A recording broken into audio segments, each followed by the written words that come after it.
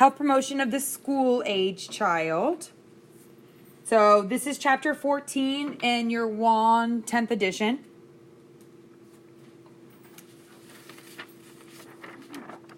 And a school-age child is basically a 6 to 12-year-old. So it starts around the time they start shedding their baby teeth. And it ends with puberty. Everybody loves puberty. And at that time, they also get their permanent teeth. So it's a gradual growth and development. Previously, we either had growth spurts or we had very step-like, or they were growing steadily but pretty fast. Right now, growth and development is just at a slow and steady pace.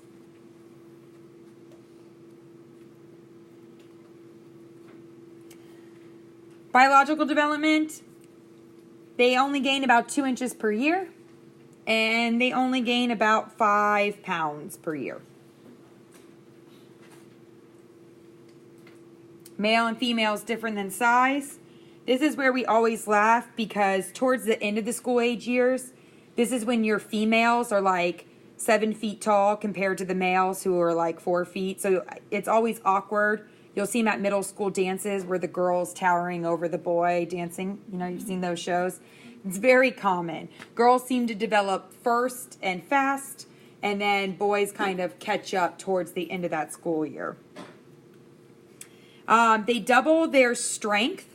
Their muscles increase, but they're immature. So unlike adolescents who seem more coordinated, middle schoolers just seem awkward. They're strong, but they don't really know how to coordinate those movements.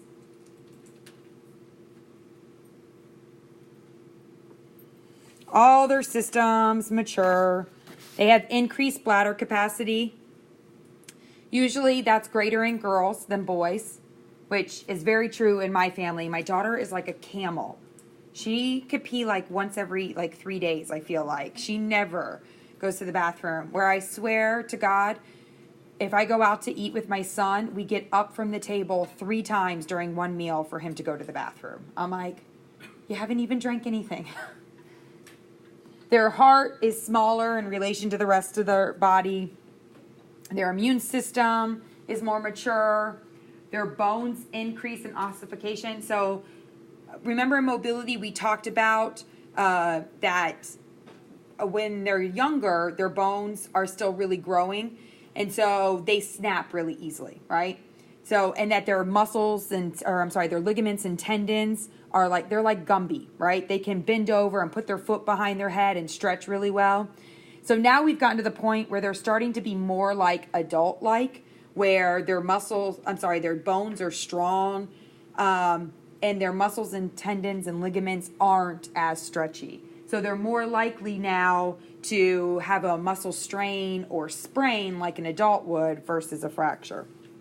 Although fractures still happen. But their physical maturity is not necessarily correlated with their emotional maturity. And that can be hard sometimes, especially if you have a kid that is very precocious with their development, but mentally and socially they're not there. I joke about it all the time because my daughter has always been, because of her celiac and other reasons, she's really tiny. And people often mistake her for much younger. So they always think she's a genius. She's always like, wow, she is so smart. And I'm like, she's 12. She should know how to do that.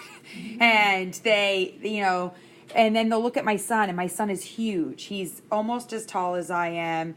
He's very well built. He's he's a big kid. And but he's super immature. He's just a young, crazy boy. And I think people always expect him to act more mature based on his size and based on what he looks like. So this is a hard age a lot of times because what they look like doesn't always match what's going on in their head.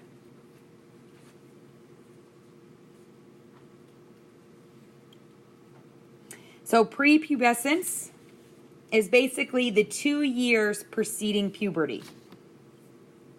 It can happen anywhere between like 9 and 12. Actually, 8-year-old is considered normal.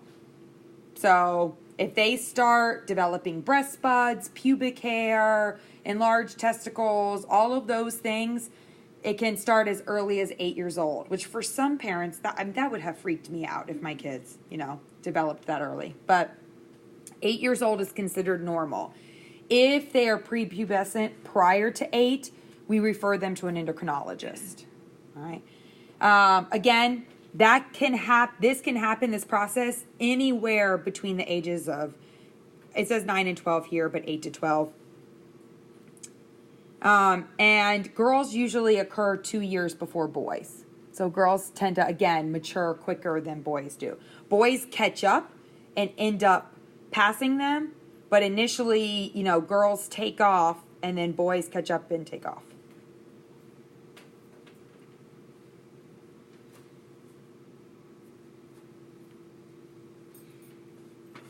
All right, there's psychosocial development. We haven't talked a lot about Freud. We'll talk about him a little bit here because basically he described it as this latency period where they're kind of stuck between being indifferent to the opposite sex and being completely fascinated with the opposite sex. So they're kind of stuck in this latency period between the two. Their relationships are centered around same-sex peers. Girls want to be with girls, boys want to be with boys. For boys, girls have cooties, boys are gross, right?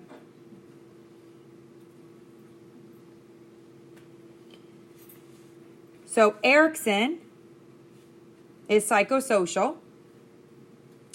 So it's all about industry versus inferiority, okay? So they want this sense of accomplishment. They are capable of performing complicated tasks. So they have gone from creating basic things, or being able to complete basic tasks to more complicated tasks. So they are constantly striving to master new skills. Their major question they're constantly asking is, how good can I be? And an important event for them is school. So mastering and being good at school. So they really want to develop skills. They really want to be competent. And they're starting to really be driven by approval by their peers. Peer approval is really starting to shine.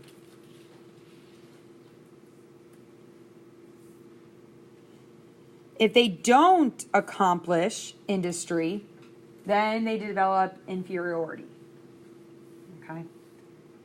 And that's hard because is every kid going to accomplish every task? Nope.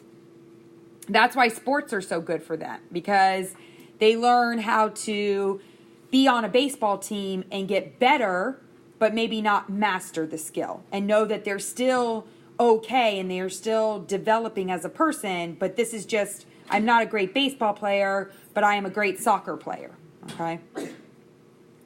So all children have some degree of inferiority regarding skills they cannot master. It's how their environment and the people that are with them are going to influence them. So you can take the same two kids, that would be impossible. But you could take two kids, okay? And you can have one kid that struggles in math, and the parents are like, oh, you're having trouble in math because school is one of their biggest accomplishments, and obviously the school age year. So they have kids struggles in math, and you have a parent going, oh, you're having trouble with math? Let me sit down. Let me figure it out. How can I help you? And the kid gets better.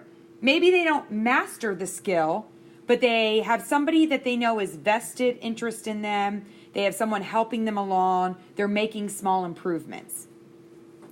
You have another kid struggling in math the same way, but if you have parents that are indifferent or like, sorry, can't help you, or they don't get the help that they need and they continue to struggle and struggle and struggle and they just don't get the concepts, then they'll just eventually give up and say, forget it. I can't do it. I'm not good enough.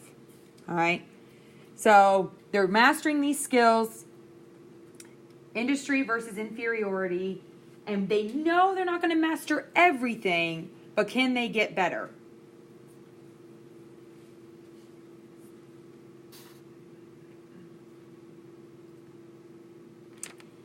Piaget, that dude likes cognitive, and I am so mad, by the way. Did I tell you this already? My exchange student had to do a poster on Piaget, so we did it, and I only got a 95 on it, and I am really mad. I'm like, I lecture about this all the time. I was like, I want to see your rubric. And my exchange student's like, your what? I'm like, I want the rubric. I want to know why I only got a 95. But I diverge. Did you figure out why?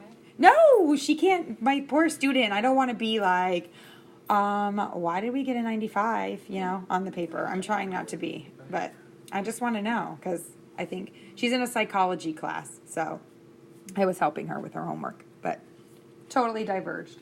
All right. So Piaget is all about your cognitive developments.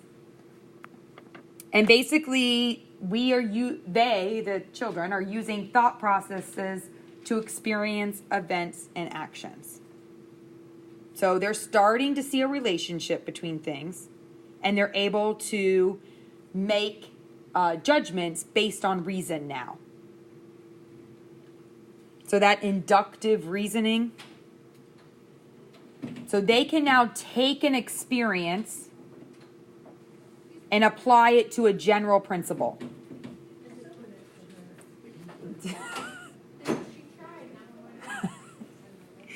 All right. So let's say that every time they're around a cat, they get itchy eyes and a runny nose and they sneeze. They can take that experience and then do inductive reasoning to say, I must be allergic to cats. Okay? So they're starting to able to conceptualize things. They like to manipulate symbols. All right? So they can classify, they can group, they can sort items. They have conservation skills, meaning that they know, like, if I break a candy bar, it's still a candy bar. It doesn't matter that it's in a different form. It's still that item. They're less egocentric, which is really nice. They start thinking about others. So they kind of are more aware that other people have thoughts and feelings that are different than their own. So they can start thinking, how would I feel in that situation? Because they know that not everyone feels the same way. But they're not at the point yet where they can think abstractly, and they can't be hypothetical. Okay? So it's really abstract thought doesn't happen until adolescence. So they're really getting there, especially towards the end of school age. But if you tell them A equals B and B equals C, they have a hard time knowing that A equals C. Taking that abstract thought.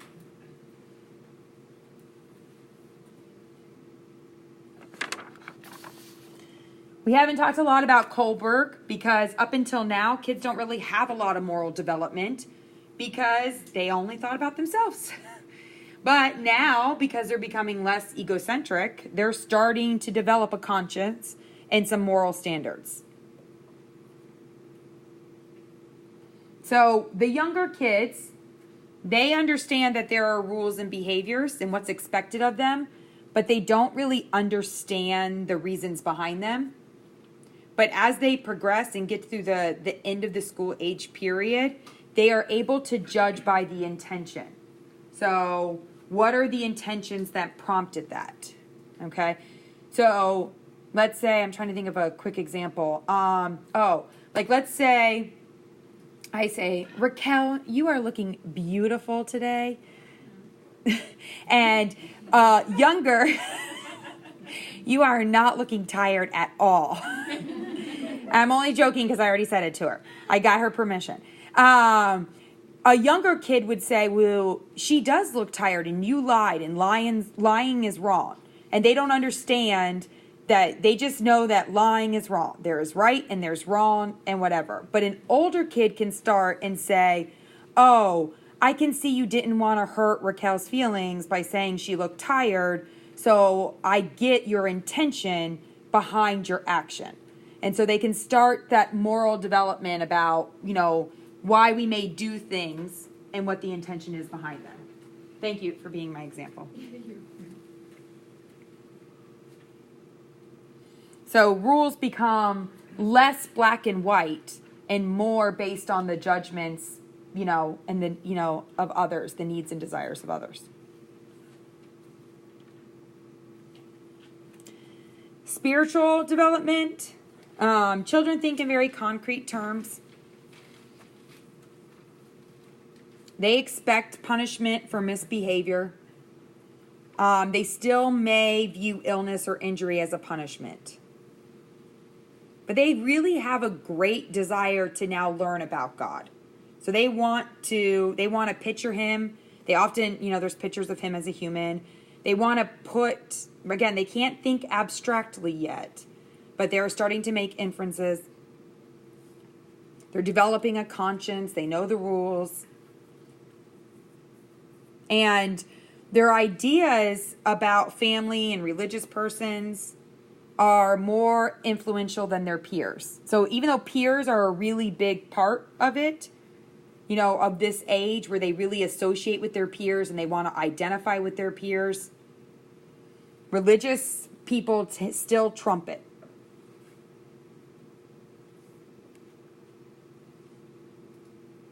Again, our focus with them is we want to teach them that they are not getting punished if they're sick.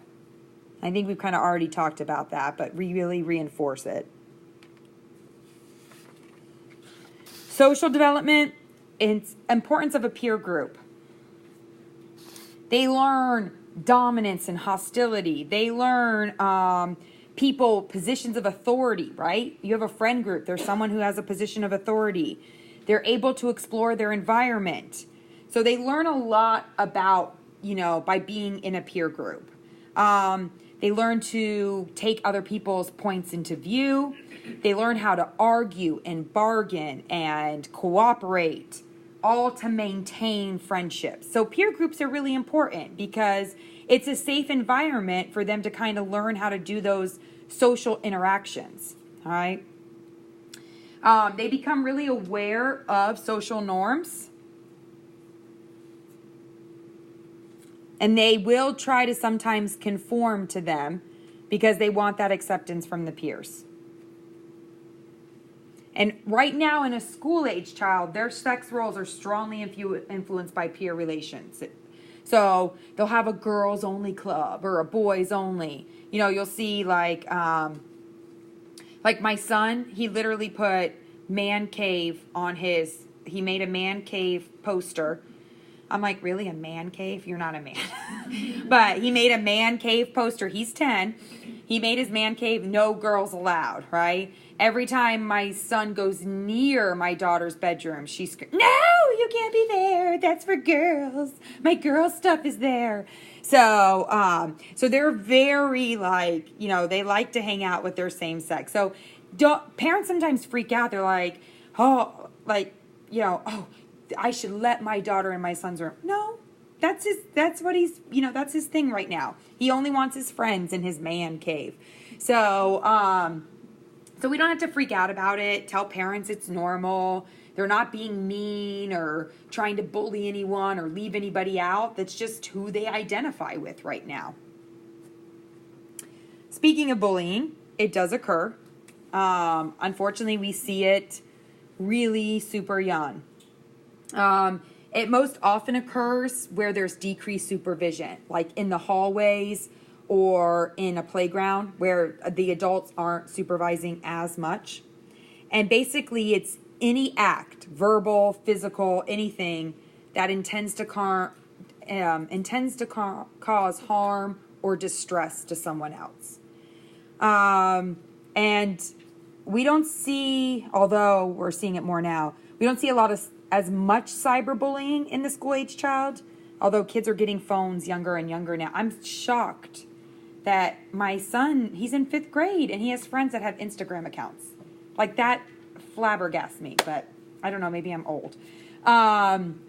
So, and if any of your children have Instagram accounts, I apologize. I'm not judging. But so there is cyberbullying too. You know, it's easy to cyberbully, you know, troll somebody and pick on them, make them feel bad. But in school age children, we're going to see more of the actual person. All right.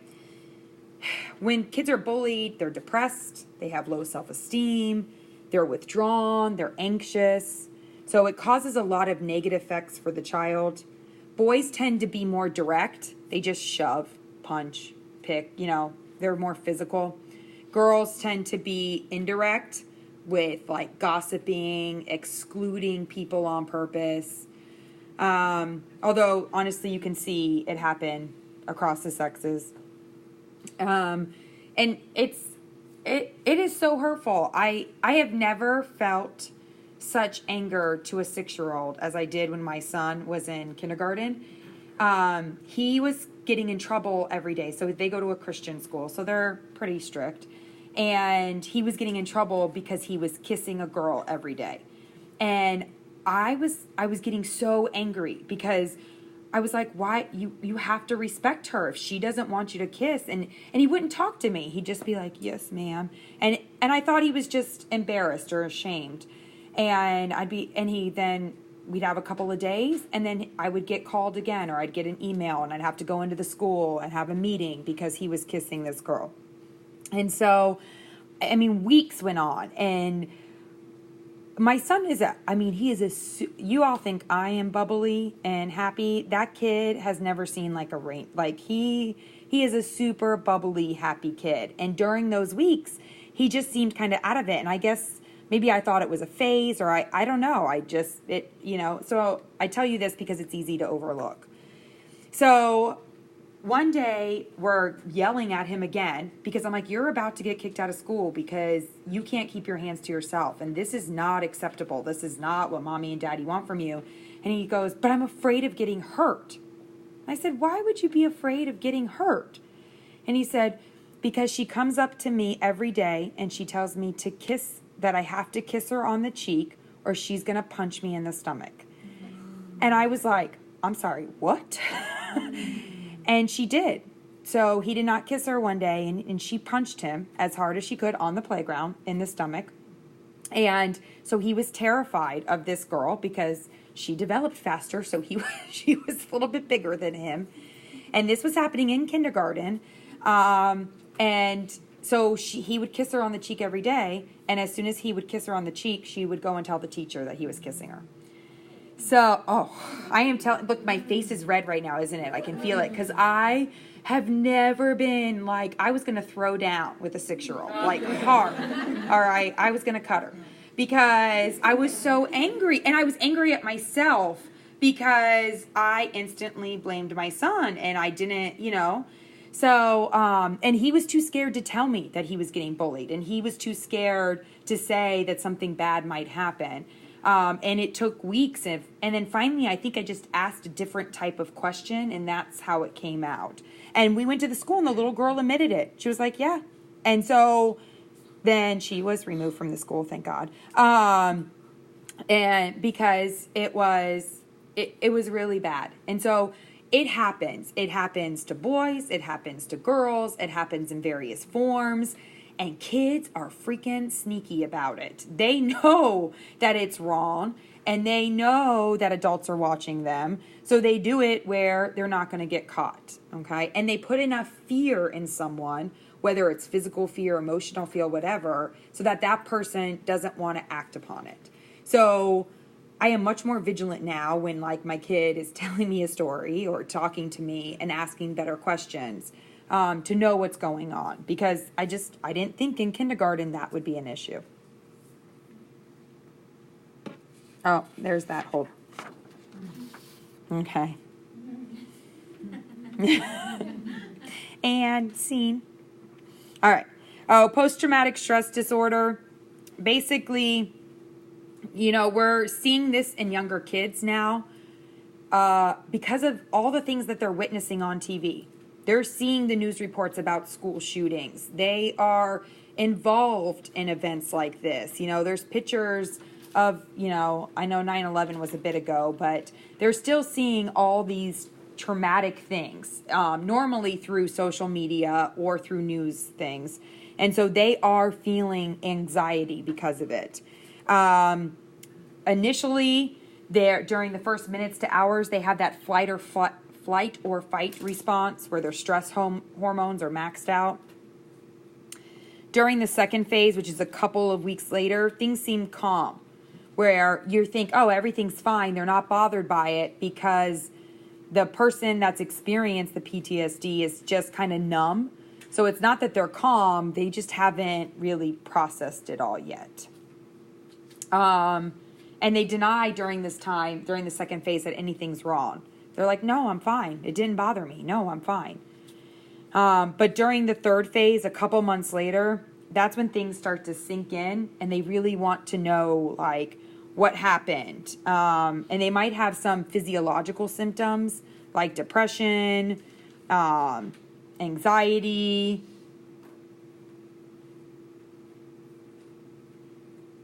And this is why it's so important that we talk to kids and ask them their feelings about what's going on, especially because they're being exposed to all this stuff they really shouldn't be. They're too young to have the concept that someone can come into my school and shoot it up.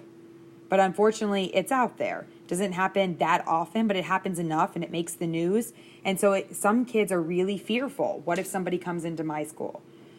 They do those I know my kids in elementary school, they are doing active shooter drills where they come in, they bang on the door and pretend like someone's in their school. I mean, that's anxiety producing. I get the point behind it, for them to be safe and know what to do in a sense of emergency. But we as adults sometimes have trouble processing that. Can you imagine a kid who's still developing? They really struggle with it. So again, we just got to be aware. Relationships with families. Parents are still the primary influence in shaping the child's personality, behavior, value system. So family values still take precedence over peer values. It's not until adolescence where they just say, forget you, family. All right. So they're really identifying with peers. They're really wanting the peers to like them. But family is still going to end up trumping peers when it comes to, their values, their behavior.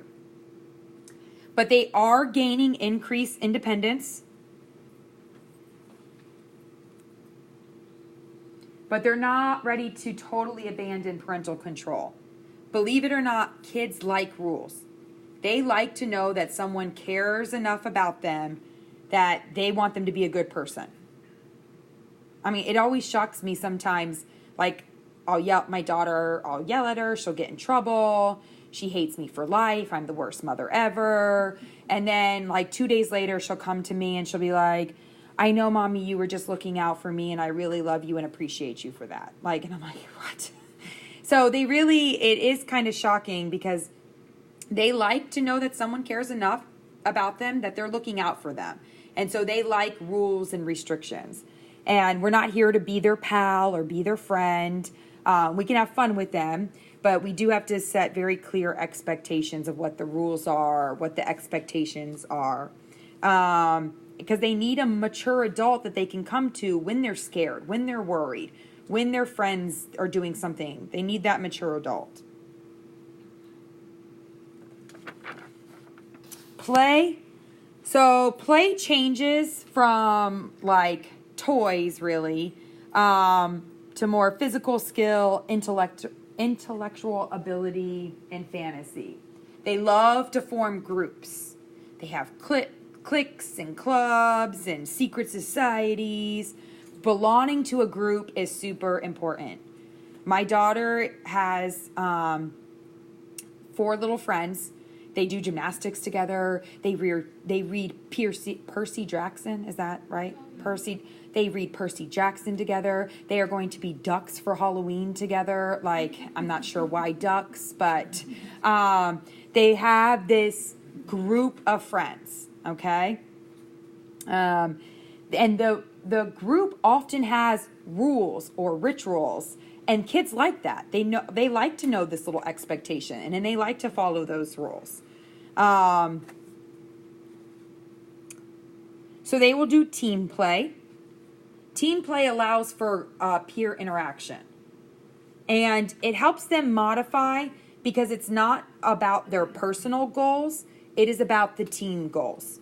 So when we talk about team play, it's often sports, but it can be board games working together. It can be these computer games where they work together, like Minecraft, to build something.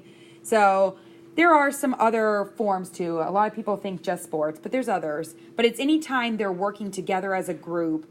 Again, they're interacting, they're learning social norms about when to back off, when to take charge, how to approach somebody that's not doing it the way you want. So they're interacting with their peers and learning that. Quiet games. Kids in this age group, they love to collect things. I have 412 collections in my house right now. We have a collection of rocks and a collection of shells and a collection of feathers and a collection. I'm like, what are all these collections? They're everywhere. But they do become fascinated with complex card games or computer games. Again, they love rules. They want to know what the rules of the game are. What's the rules? Tell me the rules so I can follow them. And they love creative activities. So they get really into things like cooking, or they love to do carpentry. Anything that kind of stimulates that creative brain. And then ego mastery is basically they want mastery over themselves. So they want mastery over their environment and kind of their physical skills and their intellect skills. Again, that's all towards the industry where I'm learning to master something. It gives them that sense of accomplishment. They start developing a self-concept, and they're aware of themselves, and they're aware of themselves in relation to others, like what their body image is in relation to others. Previously, they knew this is me and that is you, but they don't compare the two. Now they're starting to have a comparison. How I look compared to you. So their self-esteem can get developed here, and teasing can have long-lasting effects. So you have to, talk to them about not even if it's in fun, being careful as adults that we don't tease, and then being careful that, the kids themselves don't tease each other. Significant adults are still really important in shaping a child's self-concept. So parents, teachers, Boy Scout and Girl Scout leaders, coaches for sports teams, all of them will really influence a child's self-concept. So, and sometimes they'll lie to meet the expectation. So if their coach is like, oh, I think that this is great, the child's like, oh yeah, I do that. Even if they don't necessarily like it, they will conform a little bit so that they can meet those expectations.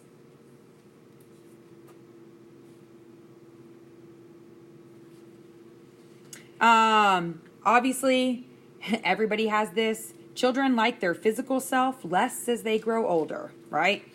I don't know many adults that, love the way they look. Like that, I think I showed you guys the pictures, my school pictures of my kids, where my daughter, did I show you or did I show my Thursday night group? Maybe I showed my Thursday night group. We got our school pictures back. And I was like, oh, look, guys, your school pictures. I'll have to show you now. And my daughter was like, oh, I always hate the way I look in my school pictures. And you didn't even get the touch-up, so now you can see my zit on my forehead. And I was like, first of all, that was $10 to get the cover-up, and I'm not paying that. And second of all, I was like, you look beautiful. She's like, It's fine. I showed my son, and he goes, "Dang, I look handsome." And I was like, wow, okay. Like, you are super self-confident in that. And I have to agree, he looked pretty darn handsome. But they do. The kids, especially girls, just tend to really not like the way they look, especially the older that they get. So their body image is influenced by significant others. And they have increased awareness of differences. And that could influence a sense of inferiority. My daughter's best friend is literally 3 times her size. And so for a long, and she developed very fast. The poor thing had breast development when she was in 4th grade. Like, she got her period when she was in 5th grade. She just developed really early, and she's like as tall as I am. And so when we would take pictures of them together, it was hysterical because my daughter was like this big and she's this big, and my daughter's a month older than the other girl. And for that poor girl, she was very self-aware, and she would say things all the time. And she would label herself. She would say, "I am fat, I am bigger, I am this." And I'd be like, "No, you're not. You just grew faster." And it's taken her a long time. Her friends, my daughter is still littler than her, but the difference is not as significant. And now the other kids are about her same height and age. But it really, for a long time, fostered a lot of feelings of inferiority for her because she just realized within her peer group how different she was. Because before, again, prior to this, they know there's differences, but they're not thinking of others. They're only thinking of them, so they don't compare. Now they're really starting to compare. Coping with concerns related to normal growth and development. Teachers, basically their primary responsibility is to stimulate them, guide them, their intellectual development.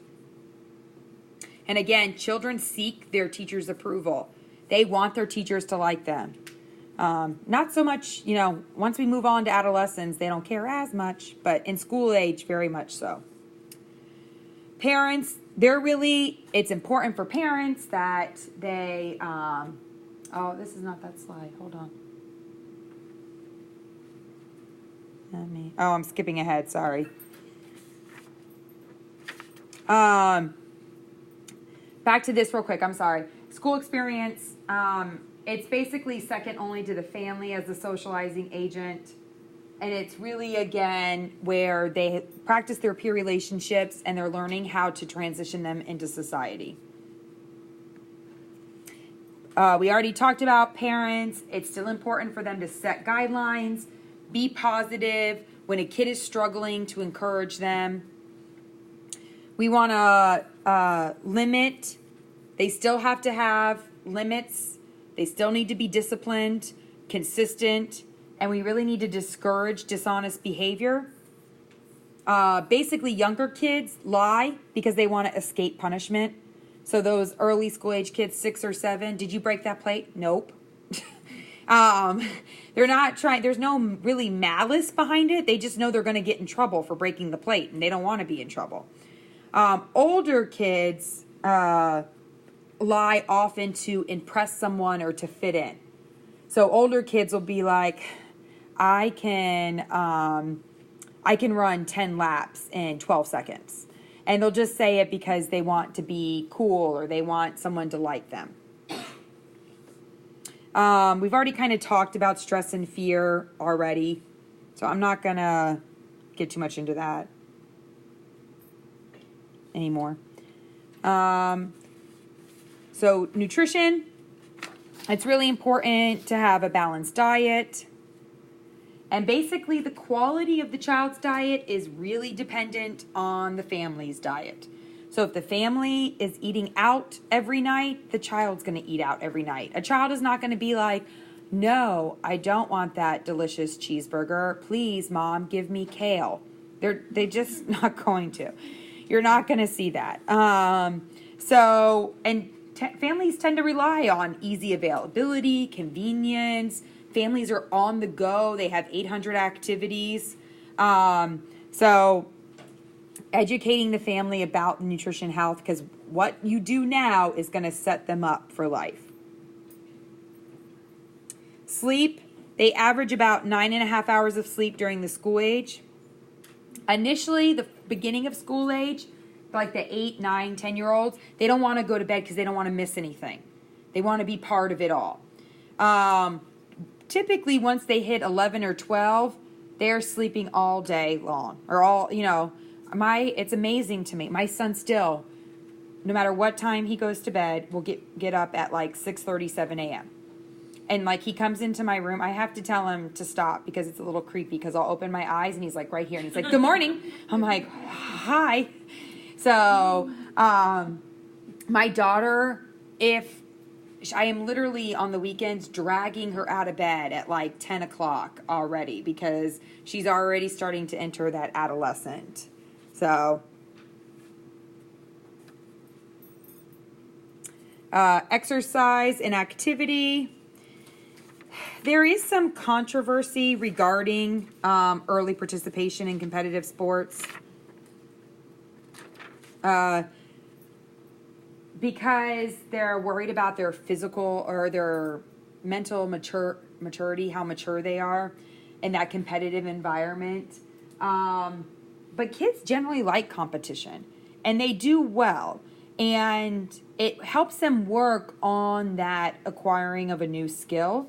And I think if done right and not too, as long as the parents continue to be positive and encouraging, competitive sports can be a good thing. It's when we have the parents that are, we've all seen those videos of like the crazy parent on the side of a baseball field going after the volunteer ump because they called a strike instead of a ball.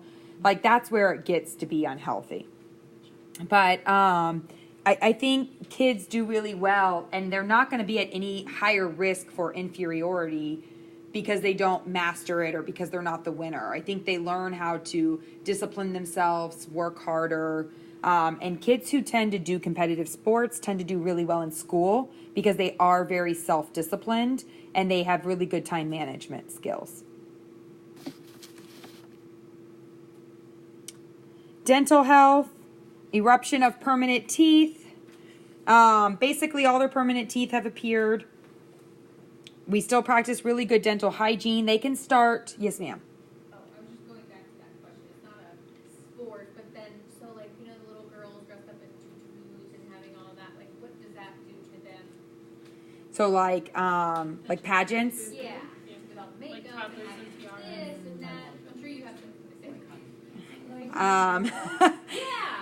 I think that anything, if in moderation and driven by the child, can be appropriate. I think that when the parent is driving it and it becomes about the success or the looks, then we've taken away from it and it's going to cause more damage. So I think that, everybody's different. Everybody has a different thing. And so for me, pageants aren't a thing, but to a little girl, that might be her way of competing or her way of mastering something. And if she feels good about it and she's like, okay, here's how I can get better or whatever, and it doesn't become destructive, it could be okay. It's the only time that competitiveness, my kids do competitive gymnastics. They have done competitive gymnastics since they were 4 years old. My son, God bless him, he won the entire state 2 years ago. He was the top gymnast in the entire state of Florida. And he sucked hard for years. He was horrible. His very first time that he did gymnastics, the pommel horse, right? They start off on a mushroom. That's for the younger kids. And so he went to go around the mushroom and he slipped and fell, and he turned around and he picked the mushroom up and threw it. And I was like, oh. And everyone's like, oh my God, whose kid is that? I'm like, I don't know. Right?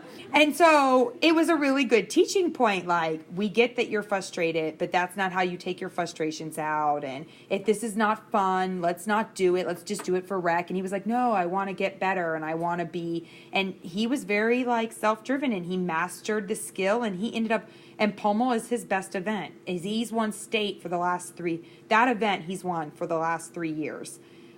He took the whole state 2 years ago. But it was him. It was him driven. Like, for me, it wasn't, I don't need you to be the winner. I don't need you to do whatever. He wanted to master it. And so I think pageant could be in the same way, as long as it's not like, because I've been at those competitions where the parents are like screaming at their kid, or and they get mad. Like, there's somebody that's on the team that every time my son would beat her son, she would literally stomp off, and then the poor kid would get yelled at. And so it's got to be really, that's where the competitiveness becomes detrimental to the kid, because we don't want to make them feel inferior. We want to help build up their industry. Oh. Huh? Oh. Oh, okay. So back to dental health. Basically, the big thing, they can start flossing on their own at about 8 or 9 years of age. And our focus is on prevention of dental caries. We see about 68% of kids have some kind of dental caries by the time they're 19 years of age. And that's a lot. And if you've ever had your child, because my son had cavities, I was like so angry. I was like, oh, we brush his teeth and we floss. And some kids just get them. The way their teeth are formed, they just get them. Or maybe I just suck at helping brush my kids' teeth. But they're expensive to get fixed. They're super expensive. So we really want to prevent dental caries. With a dental injury, so if it's avulsed, it's supposed to be A, not an E. A-V-U-L, avulsion. So if it comes out, the first thing you want to do is try to insert the tooth back in, and then have the child gently bite down and hold it in place until you can get to an emergency dentist. If you can't insert it back in, because, they are a bloody hot mess if you've ever seen a tooth knocked out.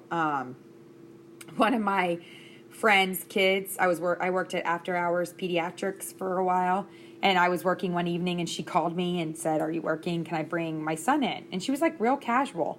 I was like, sure, come on in. And he came in and he was like covered in blood. They had gone bowling and he tripped and fell on the bowling ball and knocked out all 4 teeth. And I mean, he was just a hot mess. I mean, and he was just gushing, and she's like, huh, he fell. I'm like, okay, you're being really calm about this. Like, you could have given me a little warning about what was coming in. Yeah. She was like, oh. But knowing this kid, that was actually kind of a small fall for him. But when they do, if you can't reinsert them, you do put them in a glass of milk. I know it seems funny, but the calcium in the milk helps kind of keep the root okay, and that's what we're trying to protect. My son knocked out his front tooth. I'm very proud to say he was running in circles. Like any smart kid would do. He was just running in circles, and he tripped and hit our wood floor and knocked a tooth out. That was a proud mom moment right there. Yeah. So do they do this so that they would be able to put the tooth back in? Yeah, they're going to try to put the tooth back in, but they can't always. Sometimes if you can put the tooth back in, the root will reattach itself, and you'll be okay. My son's case, we weren't able, when he actually did it twice, running in a circle. So the first time he did it, he didn't knock it out, but the tooth turned gray. It was done. And the second time when he knocked it out, the dentist was like, the root's dead anyways. There was concern that his permanent tooth would not grow in. So he literally had no front tooth for like 3 years because he knocked it out so early. It eventually grew back in, so we were lucky. But yeah, they want to try to protect the root, so they're going to try to reattach it, especially if it's a permanent tooth. Because if it's a permanent tooth, we need to reattach it because there's no other tooth coming in. Mm-hmm. So is that also viable for adults? Yeah. Oh. Yeah. How does it They try. It's just like, like where bone regrows. If you get root touching the area, it will reattach itself. But that I have no idea. So I'm thinking of a kid, if you put it Yeah. up there, they're gonna mess with it. I think a dentist a lot of times will put a cap over the teeth or like do something like semi-permanent until the tooth is there, and then. But I don't know for certain. But yeah. So, but we see it a lot because kids are just accident prone and they run in circles until they get so dizzy that they trip and fall.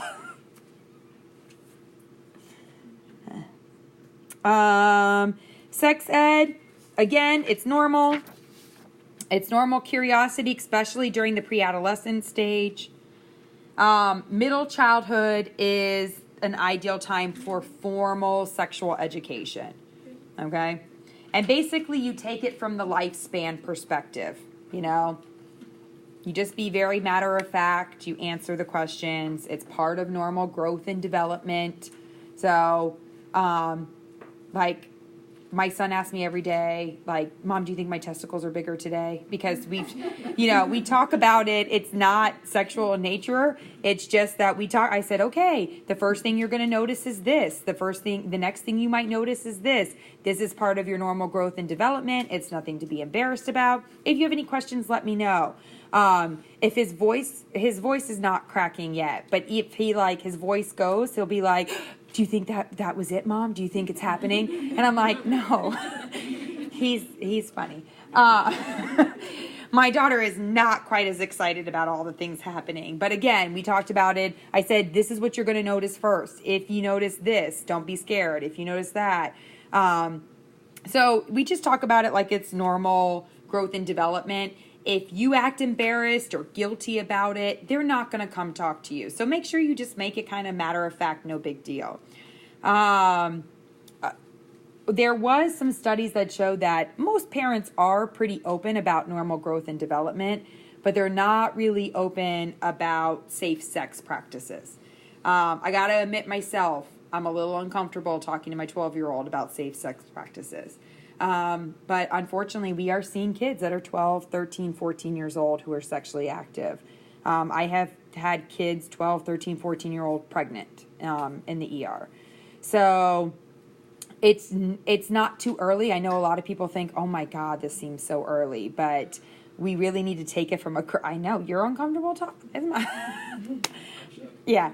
I was talking to my exchange student. She was like, if I went back to Germany pregnant, I was like, no, that is not funny. I was like, what? I was like, that is not funny at all. And I was like, you are no boys, okay? No American boys.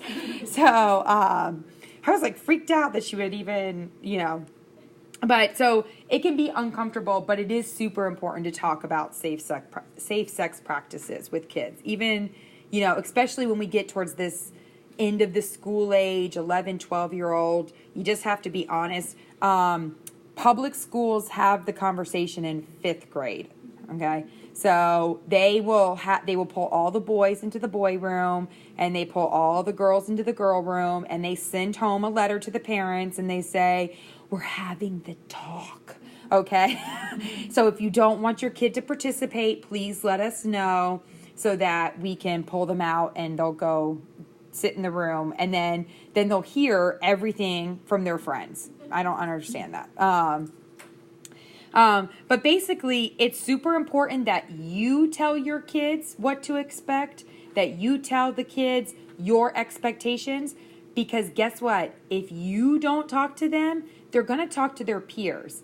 And then everything they know is going to be their peers' interpretation of what they know, and maybe their parent wasn't really clear or used vague terms, or maybe their peer's family is just more liberal than yours or more conservative than yours, whatever the case might be. And now they're learning from them. So they're going to learn about it regardless. You want them to learn about it from you. So again, treat it as a normal part of growth and development.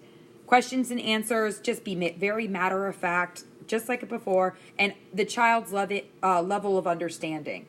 So don't go all into it. You don't need to go all in right away. Start off just like all the other pre-ages, start off with what, they think they can handle. And then if they need more, give them more. They start the differentiating between sex and sexuality. Sex is, I'm a man, I have a penis and a testicle, or I'm a female, I have a vagina and breast. Those are your sexes. Sexuality is how you feel, whether you are attracted to a male or a female, and do you identify as a male or a female. And kids this young start feeling those, so start having forms of sexuality. So be open with it, talk to them, about that, and that there is a difference. And again, just be really open with parents and children need to be very open, because again, they're gonna learn about it, they're gonna hear about it, so make sure they heard about it from you first. I mean, my daughter she'll come home and she'll be giggling and she'll be like, oh my God, Mom, these two boys were talking at lunch and they're ridiculous. They were saying blah, blah, blah, blah, blah. And I know they're wrong because when you showed it to me in the book, it was clearly this. So, but had she not known, she could have had a whole different interpretation of it. So she feels confident in her information, because again, remember, they're mastering that industry. So they feel smart and they like to, have knowledge about something. They like to know about it. They like to think that they've mastered it. So giving them that education empowers them. The school, that's the nurse's role. School health, right now in Pinellas County, it was a new law that they initiated, I think 2 years ago. Every single school has either an LPN or an RN, which is great. For a long time, they had one LPN or RN to every 3 to 4 schools. And so what that medical individual would do is they would go to one school one day and another school another day and another school another day to take care of some health things. But if the kid got sick or hurt or had an asthma attack, it was up to the school secretary to take care of it. And most school secretaries don't know how to use an albuterol inhaler and don't know how to, deal with medical emergencies. So it's really great that they implemented this, that now all schools have a nurse on site. I was a school nurse for a hot minute, and that is the truth. It was 2 months. I figured out that it wasn't my jam, but so they do routine stuff. They do vision testing. They do hearing screenings. They do the scoliosis screenings in 7th grade. So they are helpful in ongoing screening and assessment of the kids, and they make referrals if they find anything.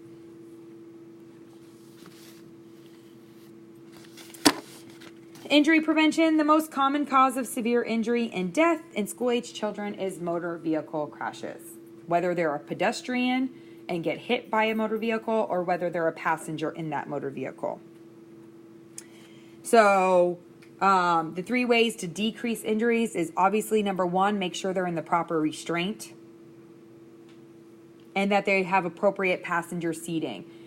No one below the age of 13 should be in the front seat. So no school-age child should ever be in the front seat. And really that's, the danger is in the airbag. So if you do, for whatever reason, have to put your 11 or 12-year-old in the front seat, there's a way for you to turn the airbag off. Okay. Bicycle injuries, it is not cool to wear a helmet, although they're making it more fun. Helmets nowadays are spiked and cool shapes. And I think because there's been such a push for helmets and head injuries, I don't see this as much of a problem anymore. Most kids have the appropriate headgear, and there is headgear. That sounds weird, but head helmets. There are different helmets for different activities. Bike helmets are different than skate helmets because if you think about it, when you ride a bike, which way do you fall? Right to the side. If you do a skateboard and you go to skate, which way are you going to fall? You're going to hit the back of your head. So the helmets are made differently to protect different areas better. So your skate helmets tend to have more occipital coverage, and your bike helmets have more temporal coverage. So they have gotten even really detailed oriented regarding the sport or the activity that they're doing. So educate the parents on that. What I don't see a lot is kids like with elbow and knee. You don't see that a whole lot because that's not cool. A lot of at skateboard parks you'll see it, but not a whole lot just around neighborhoods. Obviously it's encouraged, but the helmet is the most important thing. You want to teach water safety. Most kids in this age group know how to swim. So it's not a matter of knowing how to swim. It's not being stupid when they swim. So if your friend is swimming, don't jump on top of them. Don't hang on your friend when you're playing because they'll tend to hang on each other and they don't realize that other person is not getting a breath. So they tend to just not make smart choices because they're kids. So you just want to teach them about have fun, go swimming, but just don't be stupid. No running, no diving into a shallow end, those type of things. Care of the family. Basically, parents are adjusting to the child's increased independence. My 12-year-old doesn't like me anymore. It's sad. She really is getting to the point where she could, I don't want to say care less. There's lots of times where she still needs me and loves me, but she's 12 and she wants to, my child used to never want to sleep out. She'd be like, no, Mom, I just want to stay home and be with you. And now every weekend she's like, so can we have a sleepover with so-and-so? Can they come over here or can I just go over there? And I'd be like, well, what about, don't you want to spend time with us? And she's like, no. I'm like, I see you every day. I'm like, for like 5 minutes. So it is hard for parents to adjust to that increasing independence of the child. Thank God for my son who wants to be right up on me all the time. So parents still can provide support, but we want to try to be unobtrusive. We want to still provide guidance and boundaries and all of that, but we have to let that independence happen. That's part of normal development. And they're moving from basically the very narrow family relationships to a very broad world relationships. And we want that. We want them to be happy, healthy, functioning people of society, even if that means they're leaving their mother behind.